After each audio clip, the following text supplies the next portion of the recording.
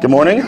Where's your coffee? You know what? I'm buzzing right now. You're I'm bugged good. out? Yeah. Okay, thanks for allowing us to come in this morning. How are you? I'm doing really well. Yeah, doing great. Okay, let's talk about Cafe Carlo, Joel. Yes.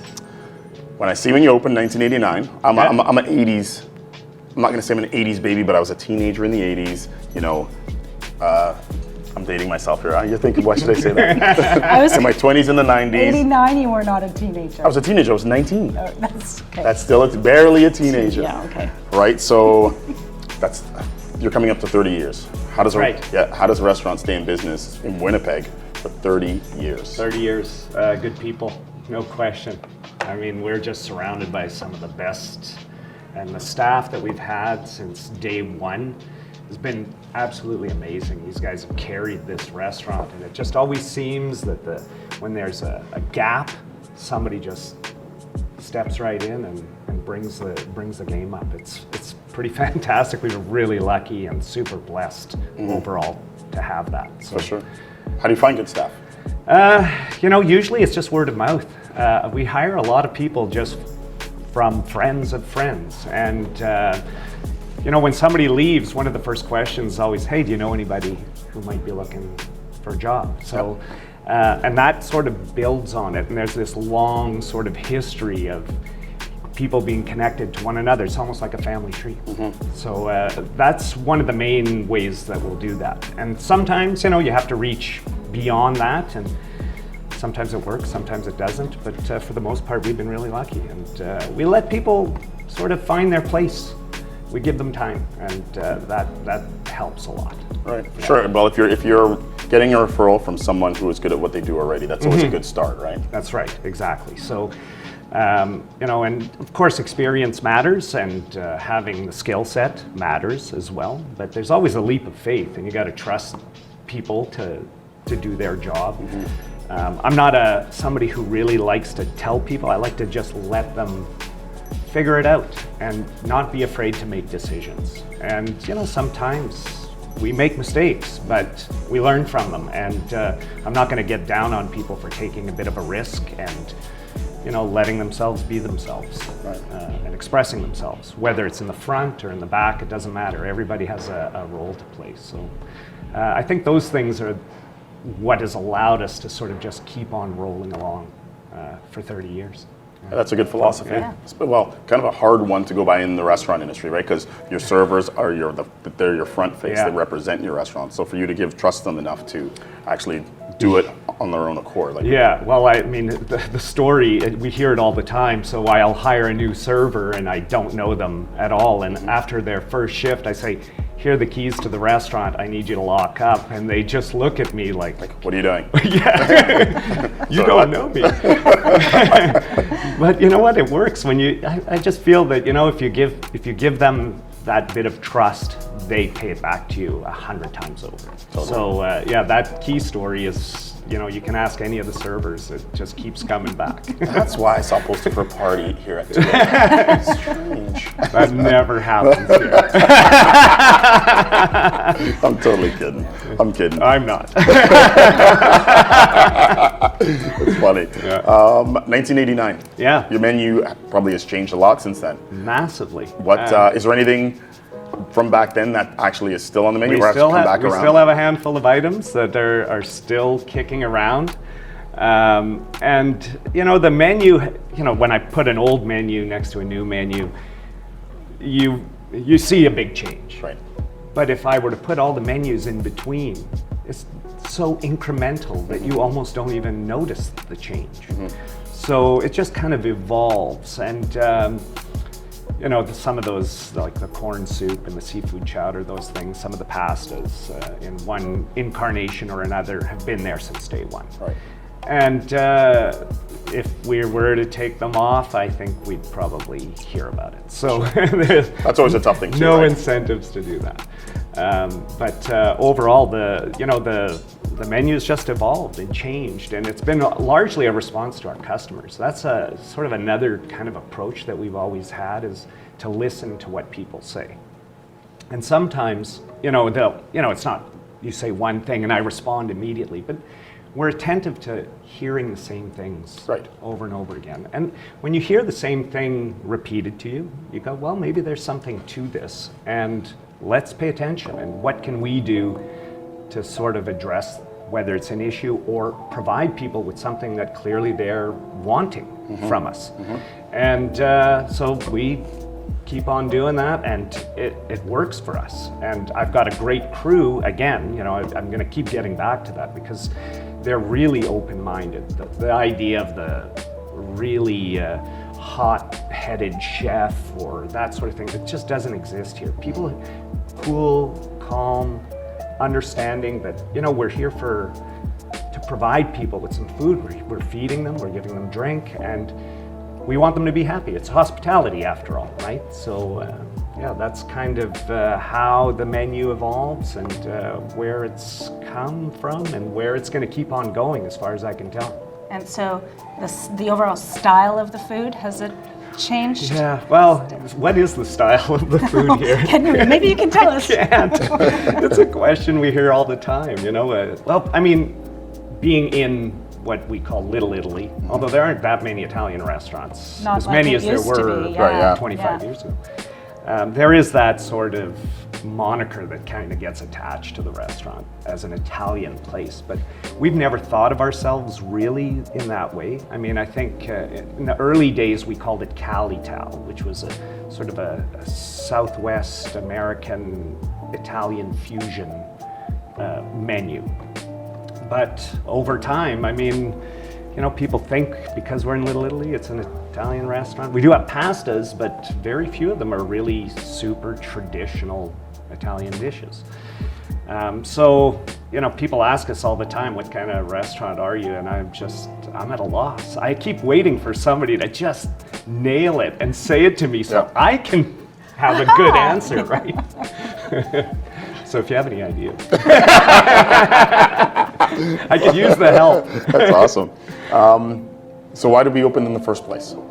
You know, well, Cafe Carlo actually just sort of evolved out of a little pasta deli. So I had a partner. I didn't start the restaurant. So I started when the restaurant opened. But the man, Carlo, who started it was just a little pasta deli called Pasta Presto. And they made fresh pasta and sauces to take home and you cook. And out of that, you know, he started doing a little bit of pizza by the slice, a cappuccino machine, that sort of thing. People start coming in. He thought, hey, you know, let's try to take what we're making, but we'll cook it for people instead. So it just became what it is out of that. And yeah, here we are. It's named after him. The nickname, his name isn't really Carlo, by the way. It's Duncan, but They're close. yeah, exactly. Well, back in the day when we were a pasta deli, everybody took on a nickname, an Italian nickname. And as nicknames are, they choose you, you don't choose them, right? So his stuck. So we went from Pasta Presto, the alliteration, the two P's, and then it was, well, Carlo. We always called him Carlo. Why not Cafe Carlo? We like the alliteration, so we hung on to it, and here it is. That's funny. Yeah. What role did you play back then? I was just a server, so I was going to university. My wife and I just moved into the neighborhood. We were always buying the pasta and the sauces and just got talking. I had traveled all over the South Pacific and Europe, you know, working in restaurants. I'd worked in restaurants in Winnipeg, I worked at the Keg, and McDonald's was my first job. And, you know, it just seemed, I'm going to school, I need a little extra cash. So we offered to help, my wife and I. And, you know, one thing led to the next. You know, I finished university. He's a very entrepreneurial person, Carlo. So not much into the day-to-day stuff, loves to create. He's opened a number of sort of iconic restaurants in the city. Bonfire Bistro, Burrito Del Rio. He was the first to put a bakery across the street, which eventually became Bread and Circuses and is now the French Way. So that was kind of his skill set, was bringing the ideas and bringing it together. I was a little stronger in just sort of maintaining and managing what was happening. And he just asked me, said one day, you know, look, I need some help. I'm not interested in doing this. Would you want to do this? And I said, yeah, absolutely. And wow, here I am, like 30 years crazy. later. Yeah. Wow. I'm pretty sure I'll be a ghost in this building. A friendly ghost. But yeah, a ghost nonetheless. When you said yes, were you thinking this was going to be a long-term thing, or I we'll had see no how it pans idea. out? I had no idea. I'd done a business degree, like 20-something-year-olds. You figure, oh, maybe I'll get into sales, I'll do this, I'll do that. Right. It chose me in a lot of ways. And, there's no question there was always, and with a lot of people, we all love food. I came from a family who was very passionate about food, and it was just an easy thing for me to really pour myself into. And so like I said, it chose me. I would have never have guessed I'd be here today, but in hindsight, I wouldn't have traded any of it. It afforded me a life that I'm really grateful for. Yeah, I got to, have a schedule that was super flexible. I grew up with my kids. I was the dad who that's awesome. volunteered to everything. I was the soccer coach. I went on the camping and all of that stuff. Because I could work nights or days, and I could really mix it up. And like I said, I wouldn't trade it. I wouldn't trade it for anything. It's fantastic. And now all my kids work for me. Nice. Really? Yeah. How many kids do you have? How old are they? I have 4. One doesn't work here. Yep. But Defiant. yeah, huh? well, she's a little older. She's got a family of her own now, and she's pretty busy. My daughter's 23. She just finished university, just graduated yesterday, actually. Oh, And, nice. Congratulations. Yeah, we're pretty excited, and I'm sure she's relieved. So she serves with us, and then I have twin boys. And they, all these kids, they all started out in the dish pit, scrubbing pots and doing Working. all of that, working. Getting dirty. And now one of my sons is, he's working in the kitchen. The other one is working out front. That's awesome. Yeah, so it's turned into a real family thing. I mean, again, I would have never have guessed that. It's one of those things where maybe they're gonna just go off and want to do something else. And it's pretty cool to be able to work with them. And now that they're adults, the boys are 21, they're young men, live on their own, and have their own ambitions and that sort of thing. And I'm just glad to be a part of it. Totally. Yeah. That's Yeah. awesome. Yeah. So 30 years coming up this November. November 1st. We don't actually remember the day. We just arbitrarily picked the 1st of November as our anniversary day. So yeah, And you it's have some coming up. plans for it? No, No. I don't. Everybody asks me that. They asked me that at 25 years. So you can have a party. Yeah. I'm like, it's kind of busy, We're getting into Christmas. Like, what am I going to do? Like, put out streamers? And Make some balloons. I've often thought I would like to do something like put out the original menu for like 3 days. And That's not a bad idea. yeah, That's actually kind at of the cool. old prices, the whole works, and just sort of. But it'd be really difficult to thank everybody, like all our regular customers, all the people that have been coming in here for years, all the memories. I mean, it'd be really hard to reach out to all of them. I'd love to be able to do that Right. somehow, but I mean, realistically, this is a pretty small place. We'd have to spread it out over a long time Right. to say thanks to everyone. Well, the size of the place is what I find very appealing. Yeah, You know what I mean? It's very quaint. Yeah, it's manageable. I mean, sometimes we wish it could be a little bit bigger, but I've got a great team right now. They're so good at sort of making it work, and they can really get a lot out of this little space. It's pretty amazing. Yeah. And the artwork. Yeah, so the gallery. Yeah, we've had a running gallery here for all those 30 years. Wow. So changes roughly every 4 months. Okay. And although Franklin, the art that's up on the walls right now, has been up for a little bit longer. This is Frank's second show here. And Hang on. So this is one person. one right now? artist. Yeah, we have Yeah, only there's some good stuff here. yeah, we've only ever done one at a time because managing multiple people can be a bit challenging. I like to just get up, hang up the work, Right. and coast for a few months. But Frank has sold probably 30 or 40 paintings out of here. That's because Frank is talented. There's Yeah. there's at least how many are hanging up right now? Yeah, I don't know, maybe 12? Like there's like 6 to 7 that I instantly like. Yeah. Right when I look at it. From Yeah. the first look, they're really good. Yeah, do and you some of find them, it? Oh, sorry. yeah, some of them just we'll hang them up, and inside of 4 hours, somebody's buying, taking it off the walls, and off they go. That's not surprising. So yeah, over the years, we've really been able to sort of support a lot of local And how artists. do you find your artists? Again, word of mouth, although now a bit of social media comes into play. Frank, I found, Frank was a kind of a weird fluke. He actually worked across the back lane from us. And I knew Frank. I'd see him every day. He was a driver for Food Fair. And I saw a post of one of his paintings on Facebook, and I went, oh, that would be so awesome to have his work in the restaurant.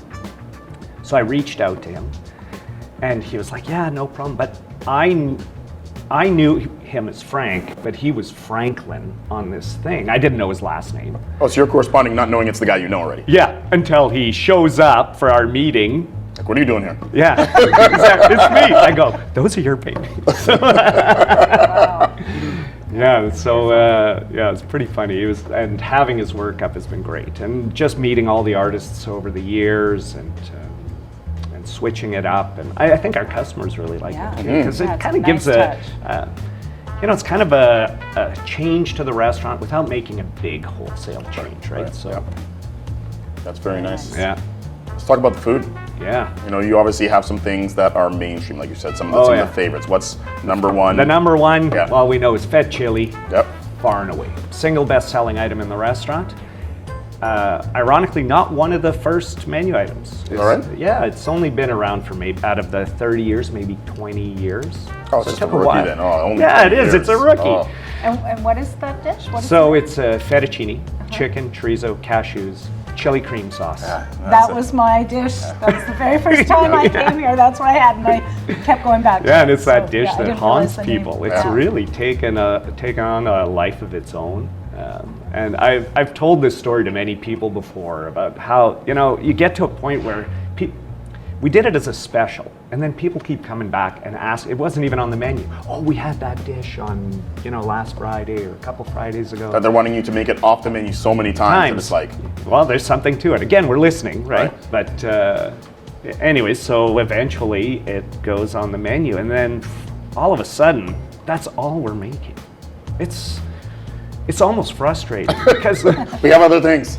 That's right. And you've got some really talented guys in the kitchen who are, creating things and making things. You really feel excited about it, and then everybody keeps ordering fed chili.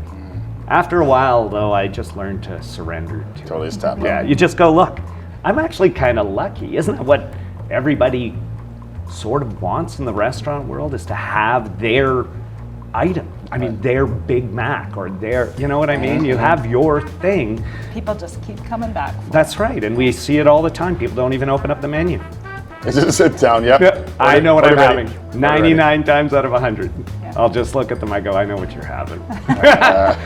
They'll say, I was gonna have something different, but I don't come here often enough. Right. So I have to. You have to have what you want. have to have what you want. So that's easily number one by far.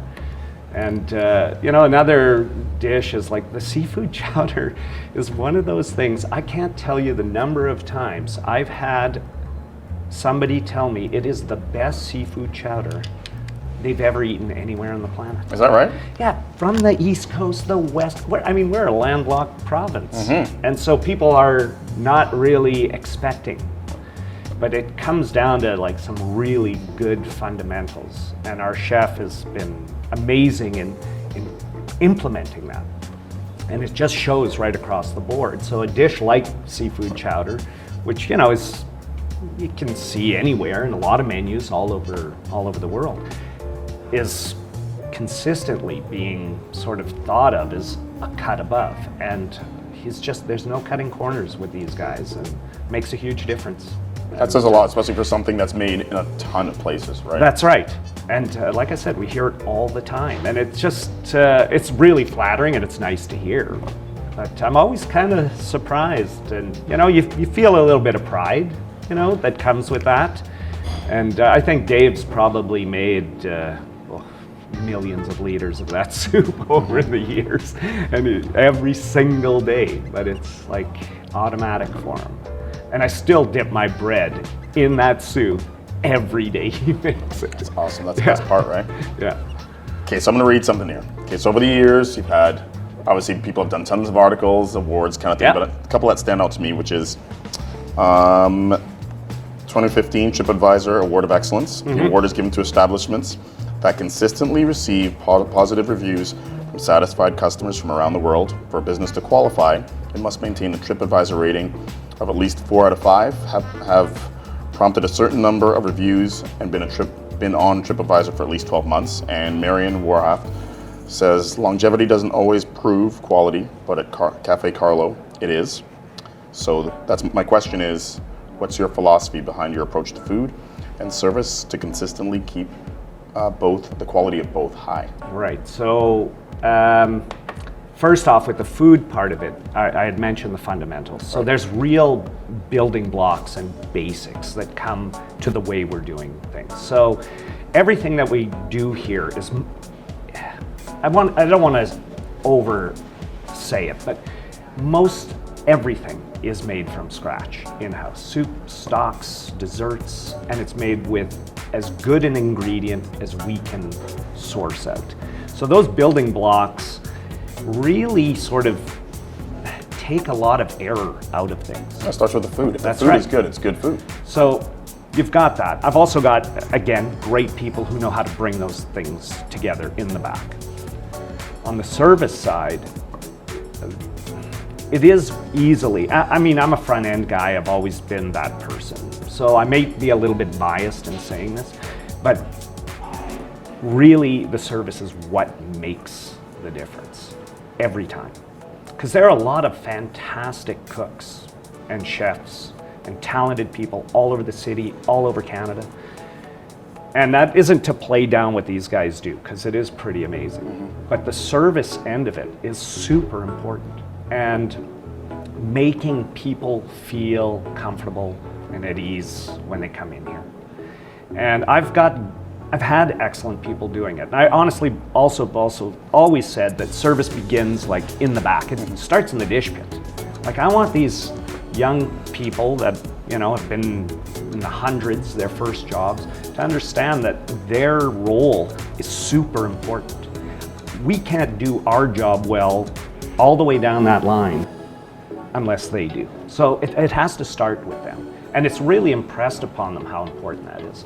And I think that once you have those things in the back, you've got dishwashers and cooks who understand what we're trying to do in the front in terms of making people feel comfortable and enjoy their time here.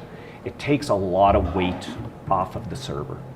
And it isn't that the server doesn't have to hustle and doesn't have to work hard and run around, but it allows them to really be themselves. And I've been really lucky to have people who are genuinely kind people. And it shows every time. It shows from the minute their customer is greeted. Nobody goes up and says, do you have a reservation or something like that. Mm-hmm. It's just, hi, how are you? Come on in. We're gonna sort this out. And immediately you can see the body language of the customer relax and allowing them to just come in and just be part of it. And so that's always something that's really been high on my priority list, is trying to encourage that with the serving staff. You know what, I've worked in places. I've worked in restaurants for a long time, and it's funny that you were bringing up, if everybody does their job properly, it allows you to focus on your job only. I've been in places where, you know, especially back in the 80s and 90s, where, you know, you'd have a chef that you didn't even, if you had to modify something, you didn't even want to go back and tell them that it was modified. So when you have people that actually care about their job, it's just, the whole chain flows nicely. Right? Exactly. And, you know, I think a lot of that I learned from the Keg. When I worked at the Keg in the 80s and the early 90s, it was a super fun place to work. It was very loose. By the time I left, I noticed, and I don't mean to poo-poo the Keg, they're a very successful organization. I have loads of friends that are still there. It became a lot more corporate. There were rules, like a clock. You know, you have to greet somebody in so many seconds. You need to do this, you need to do that. And I always sort of admired the early days, the looseness, the relaxed part of it that allowed, I mean, we're never gonna be perfect. But I honestly believe if you're genuine, you're gonna overcome, you know, some of your mistakes. No, you fix your mistakes. You care about fixing them. That's right, exactly. And all my staff, I just want to empower them to fix it. Sometimes, you know, it's hard to do. You got to step out of yourself. Like if you have a conflict with somebody, and maybe you don't want to look them in the eye. And in a corporate situation, they're going to say, oh, go get the manager. The manager will come out and talk to the customer. I said, you're the one who's been dealing with these people all night. You do what you think is right. Make them understand that you actually do care. And I trust them. I trust them. If they want to comp the whole bill, comp the whole bill. Or maybe you just need to, say a small word, or maybe you give them a piece of dessert, or, a small discount on their bill. But it's better coming from the server who's been sort of in contact with that person. And I've always told them, I've got your back 100%. If it starts to get abusive or something like that, Yeah, I'll fix it. we'll deal with that. Yeah. But going in that I'm not going to come down on you for whatever decision you make. Maybe I won't agree with it. We'll talk about that later. Mm-hmm. But in the heat of it, I'm 100% behind the servers to make that call. And again, it's that trust factor. They've repaid me back 1 million times just from those small little acts. And I'm really appreciative of what they've done in that way and how they deal with problems. So that service part is huge. Well, what you just said is a difference right there. You've actually empowered them and given them the tools to actually, make their own decisions and do things properly. Yeah, well, right? and sometimes I question myself, is it because I'm too lazy to go out and do it No, myself? well, they're doing the job. So but somehow it works, right? It does work. It works. 100%. And, it's easy to look at it in hindsight and say, that's how I do it. But I don't know if I always intended to go into it that way. Sometimes, you have your own anxieties. That person looks really mad. Yeah, you go take care. Exactly. Exactly. Let's talk social media. Yeah. 30 years ago, there was no social. no internet, Instagram. no Nothing. social media, no Food Network. Yeah. Right? All these three heavy hitters have brought, It's the changed. food industry. People are so smart about food now. Right. They understand things. We used to have people ask us what a quesadilla is. Right. Now, half of our customers have sous vide machines in their Right. home. Right. They understand what's going on. Yep. So you're not speaking an unusual language. So it's kind of, what I see is that's forcing us to have to elevate our game a little bit. Has that taken some of the teaching part out of it? Not really, but it's finding new ways to want to teach people, right? So it's not that it's out there, because there's still a lot of things that people won't do at home. Right. And I think for a restaurant like Cafe Carlo, we try to remind ourselves that we want to offer sometimes things that somebody isn't likely to make at home. Or that they can easily get anywhere.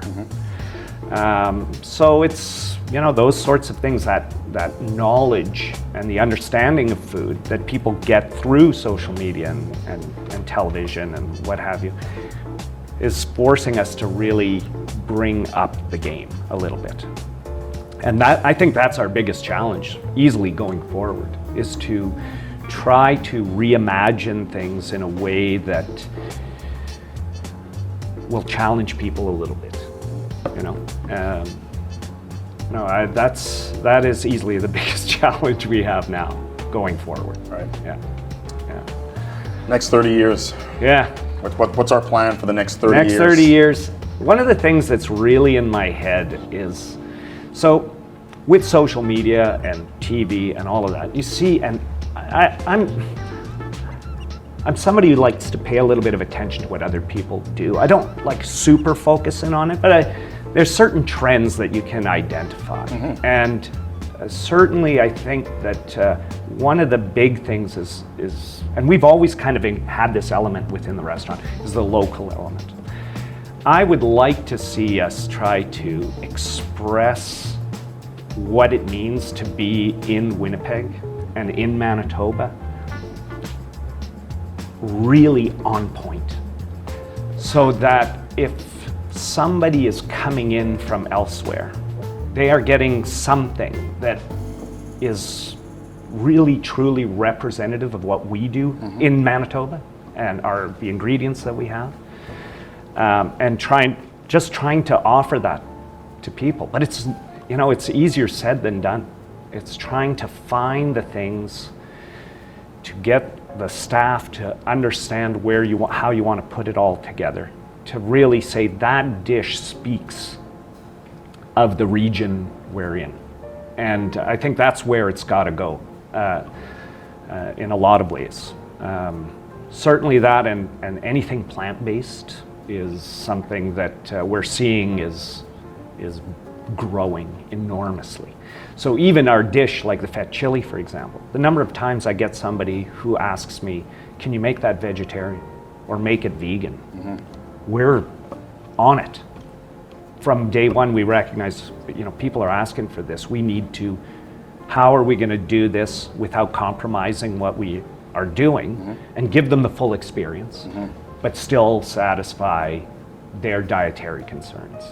Way more now than ever, right? Oh, for sure. I mean, you know, people being concerned about gluten in a pasta restaurant, a very pasta-centric restaurant, has been a big thing. But we identified that very early and immediately brought in and sourced out what we could find as being the best gluten-free pasta, for example.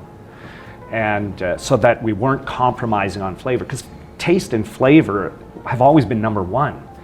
You don't want to just do it because people are asking for it. Right. It's got to be real, right. and it's got to be true to what you do, and you don't want to compromise. So those sorts of things are also part of the future, because there are a lot of people, they're so food knowledgeable that they know how to ask the question. Mm-hmm. And if we don't know how to answer it, we could be dead.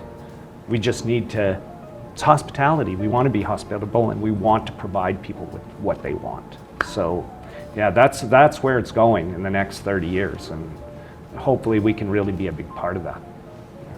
Your passion makes me want to eat here every night. Seriously, you're a passionate guy. It's nice to see someone actually do something for this long and still give. Yeah, I really like it. And you know, I never feel like I'm dragging myself to work. I do wish I could take a little bit more of a vacation, and I'm sure my wife would like that a little bit for us. But maybe now that the kids are in sort of offering more of their time to the restaurant, I can step back. Maybe for a full week. Yeah, that would be great. A full week would be awesome. That's awesome. Yeah. Thanks for allowing us in here today. All right, well, thanks, Kevin. Yeah. Thank you very much.